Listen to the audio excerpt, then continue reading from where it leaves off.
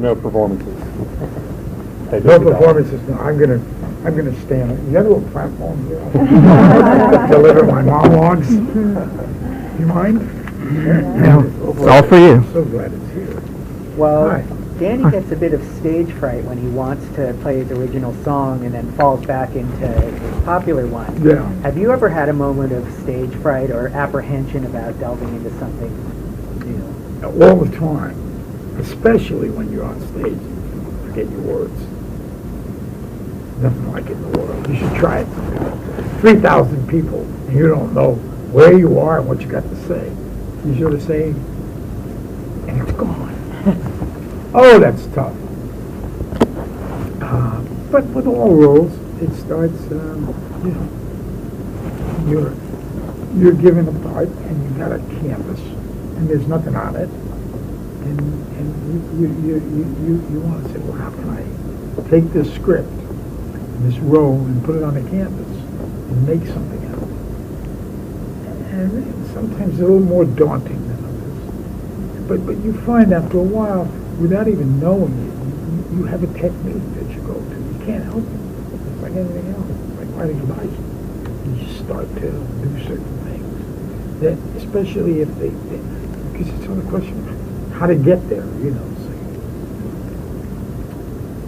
So it's pretty much the same in the theater. There's little differences in the theater, in the developing of a part. And that's what I do.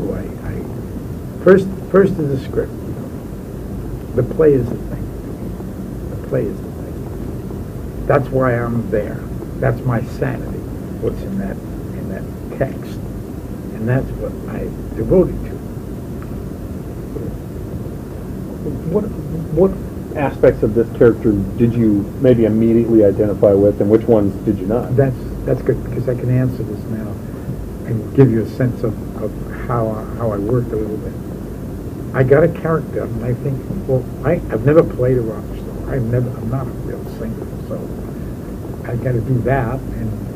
But I like the story, and I'm getting clues from the text as to what happened to this person. And I start that kind of work, which is, all right, who is he? Who is he in relation to me? Who am I? I'm not doing this necessarily consciously. It's unconscious that this stuff is happening. And I came with two images. Like I thought of Barry Manilow and Rod Stewart. Thought, you know, the love child of those two. You know? I don't. What would that be? Interesting image. I came out with that. And someone just said, I saw Bob Dylan and Neil Diamond. I thought, hey, that's a good one. I wish you were around when I first started. You know, that's a good one too. But so you throw floaters out there, and things are all floating around. You start learning the text. You start thinking of what the character looks like, images, how you're going to do it, and it's this process which doesn't change much. It's the same kind of thing. And I liked the idea that this guy's a survivor. I think that's what got to me. Because someone comes on touted as the next Bob Dylan, and this is good. It's always good when you know it's partially true. It kind of gives it a lens of credibility to the thing. And I mean, he's touted as that, and the next new superstar kind of in this world. But he's barely, barely shaves. And then the next time out, he's eviscerated, and he's, it's almost incomprehensible that a kid of 20 or 21 can handle it. And he's thrown off his game, And so what does he do as a survivor? He resorts to what he knows best, right? Not going back and writing, because that's too. He goes back to using some of the things that he knows he's in control of, like his dancing, his singing, or his charm, his looks, which seem to be what's perpetuating it. And then he goes in there and he does other people's songs. That's an idea, and he's able to put them over because he's still has appetite to do it. And somehow he's going to get back to the writing somehow. He has to survive now because, I didn't want to go back there and get hurt again. Because maybe it was all luck. Maybe that first song was luck, or that first poem. And I like that survivor, that sort of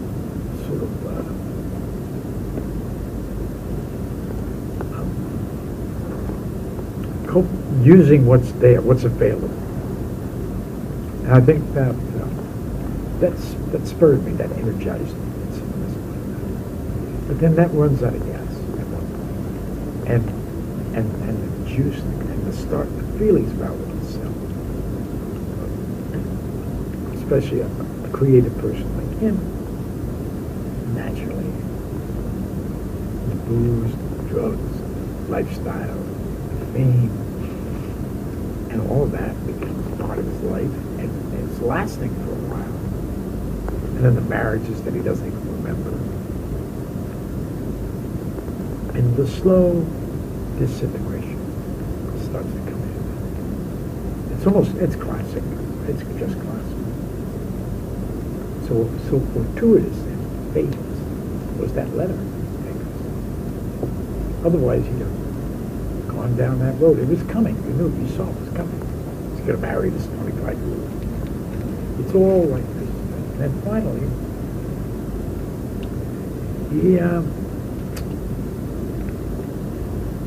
what can I say? He becomes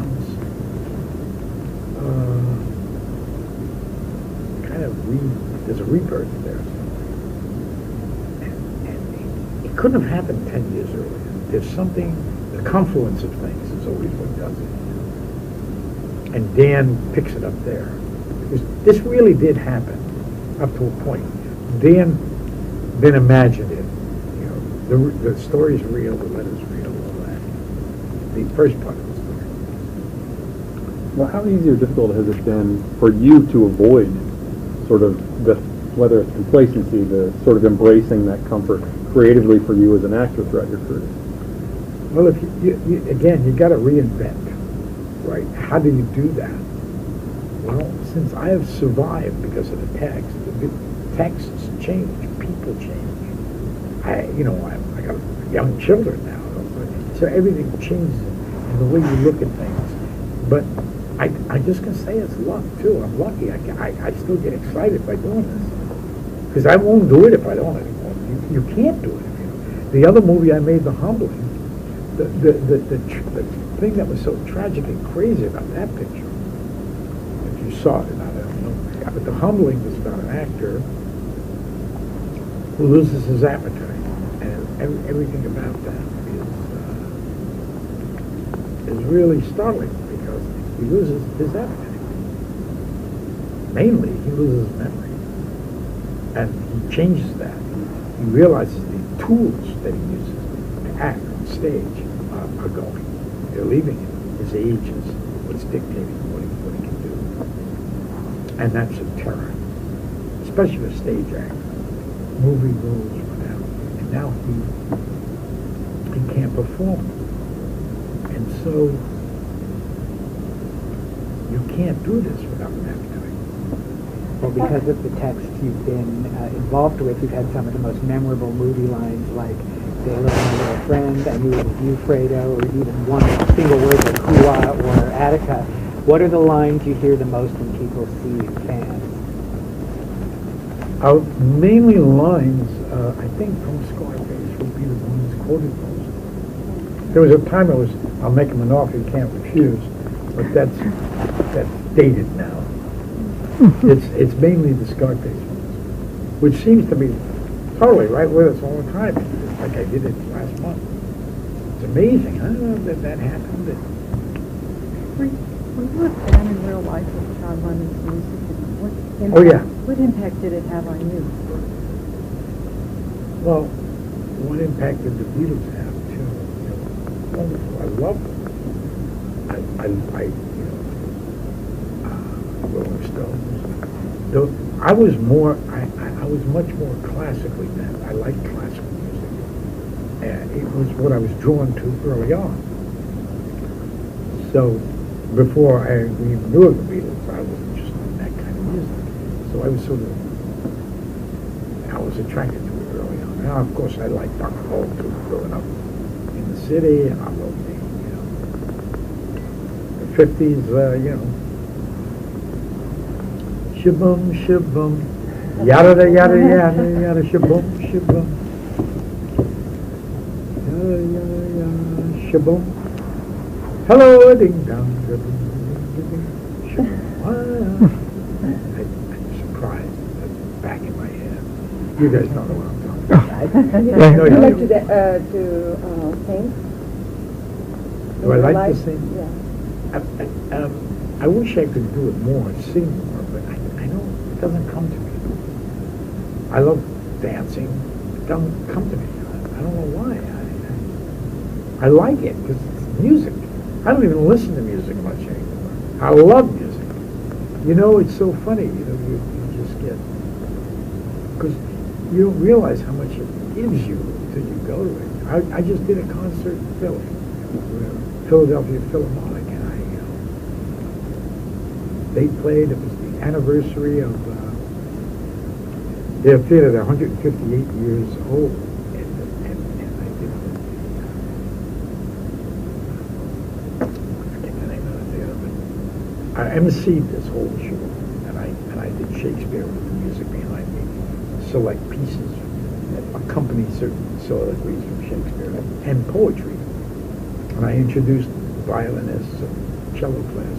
It was a wonderful thing to be around that kind of music. So I may think about doing that again, trying to find it. That is a good outlet. It's being able to know that if that is, it's part of your life, work. I'm doing a Mamet play in the fall. Brand new play of David Mamet. So I'm working with him. That's a real opportunity and joy. But I just really, honestly, don't want to do anything else right now, because this really occupies that what do you call it, that distracted globe we call our brain at Shakespeare. Is there anyone who you would have loved to get a letter like this from, living or dead?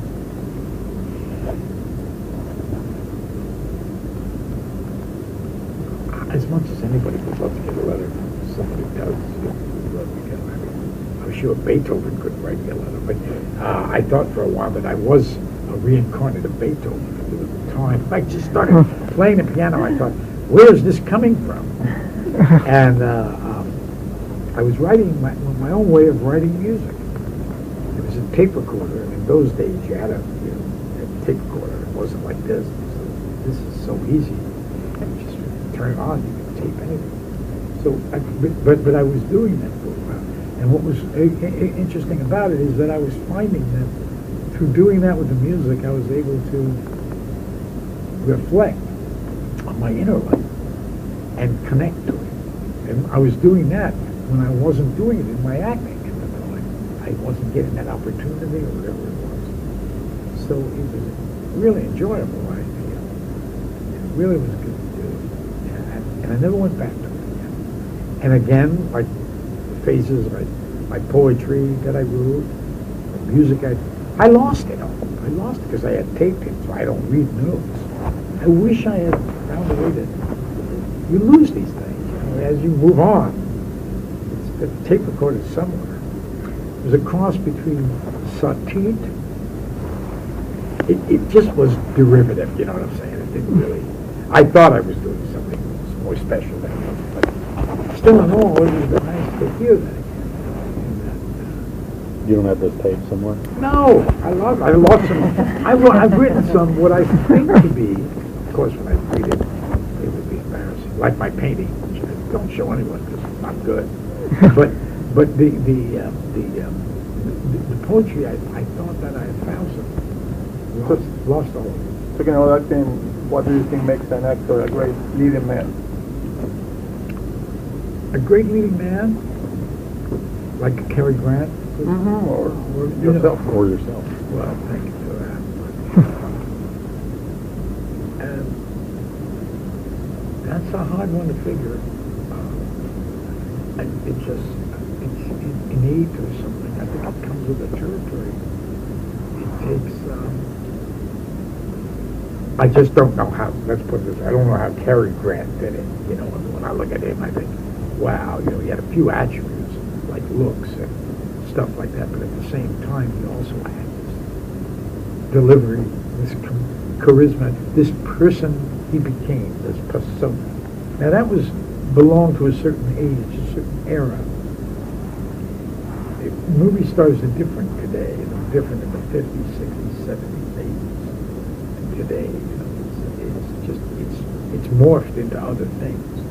So you'd say someone like a George Clooney is closer to the ones we're familiar with. DiCaprio is another kind of movie star. And it's just a little different. It's got shadings of that. It's also it's just different. It's more character acting. With Brando changed all that.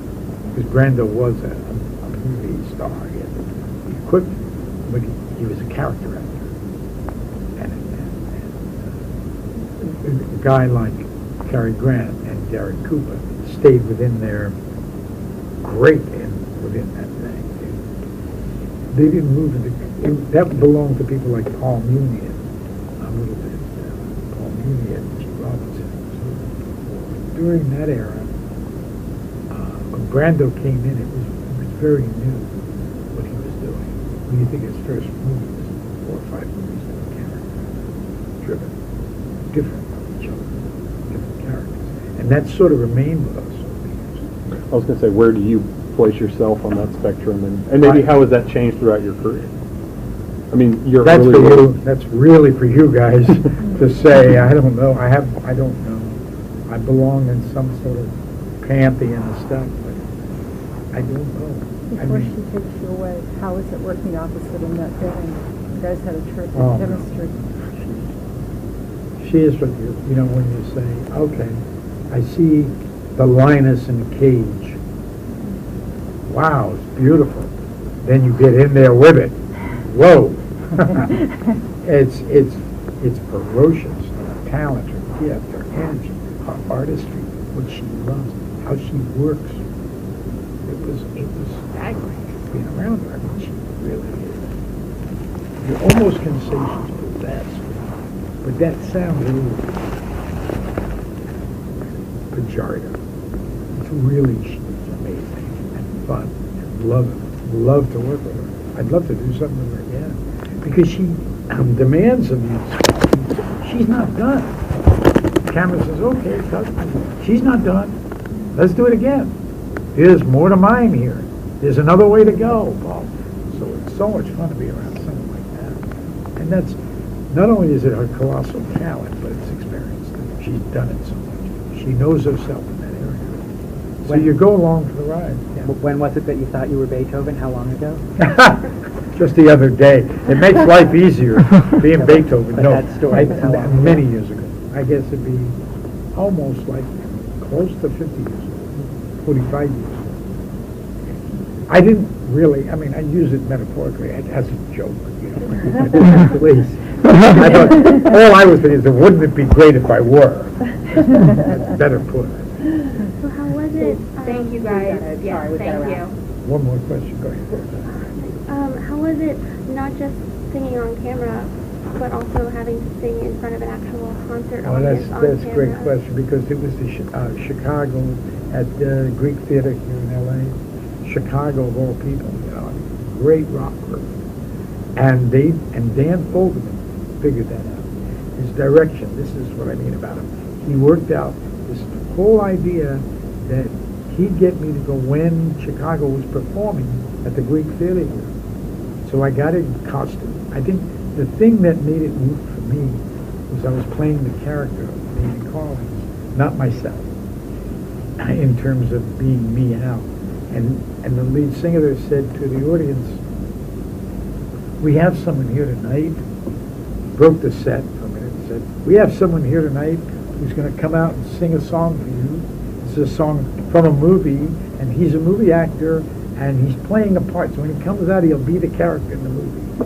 But you would know him as Al Pacino, and he'll be out there in a couple of minutes. So when I came out, the audience was prepared, and I came out dressed as Danny Collins. I came out. It was thunderous what happened, and the energy from the band and everything. I tell you, if it was me without my character, I'd have fainted. I'd have fainted that away.